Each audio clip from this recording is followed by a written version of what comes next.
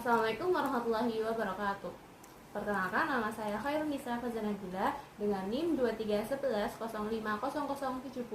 Di sini saya akan mempresentasikan tugas toksikologi dari jurnal dengan judul Resiko Kesehatan Akibat Paparan Gas Karbon Monoksida. Gas karbon atau CO adalah silent killer yang tidak berwarna dan tidak berbau tapi sangat toksik. CO merupakan polutan utama emisi kendaraan bermotor dan berdampak negatif pada kesehatan manusia. Mengapa CO menjadi masalah? Karbon monoksida terbentuk dari proses pembakaran, tidak berwarna, tidak berbau, dan bersifat racun. CO mengikat hemoglobin sehingga menurunkan kapasitas darah mengangkut oksigen. Transportasi darat menjadi sumber utama emisi CO, menyumbang hingga hampir 60% dari polutan tertentu, ditambah hidrokarbon sekitar 15%.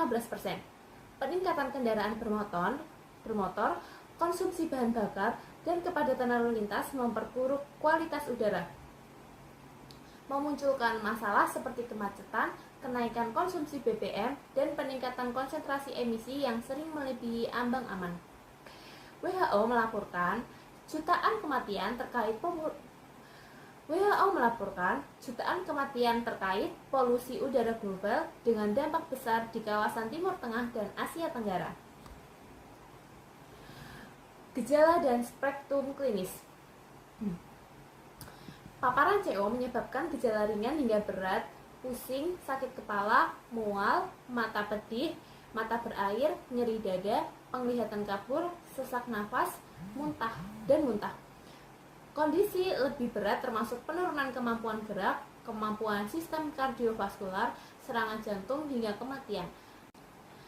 Mekanisme utama adalah pembentukan karbon monoksida hemoglobin atau COHB yang mengurangi oksigenasi jaringan dan menggeser kurva disosiasi oksihemoglobin ke kiri, sehingga mempersulit pelepasan oksigen ke jaringan menyebabkan hipoksia sistemik. Data klinis terdapat tingkat COHB dan gejala dari jurnal tersebut. COHB 5% sampai 10% dapat menyebabkan nyeri kepala dan pusing. COHB 10% sampai 20% dapat menyebabkan nyeri kepala, mual, muntah, hilang koordinasi, kulit memerah, dan dyspnea. COHB 20% sampai 40% dapat menyebabkan kebingungan, letargi, dan gangguan penglihatan. COHB 40% sampai 60% dapat menyebabkan disremia, kejang, dan koma. COHB lebih dari sama dengan 60% dapat menyebabkan kematian. Kelompok rentan dan dampak jangka panjang. Kelompok yang paling rentan meliputi lansia, anak-anak, dan individu dengan penyakit jantung atau paru-paru yang sudah ada. Paparan kronis dapat menurunkan sel pembentuk antibodi, meningkatkan resiko infeksi respirasi, alergi, dan menimbulkan kerusakan paru serta gangguan kardiovaskular. Paru adalah permukaan tipis yang memudahkan masuknya gas berbahaya ke peredaran darah. Oleh karena itu, paparan inhalasi menjadi jalur utama toksisitas CO dan polutan seperti NOx, SO2, dan partikel halus. Pencegahan. Yang pertama, pelestarian lingkungan. Rekomendasi kepada pemerintah untuk menanam dan memelihara pohon sebagai penyerap polutan dan langkah migrasi kualitas udara. Yang kedua, penggunaan alat pelindung diri.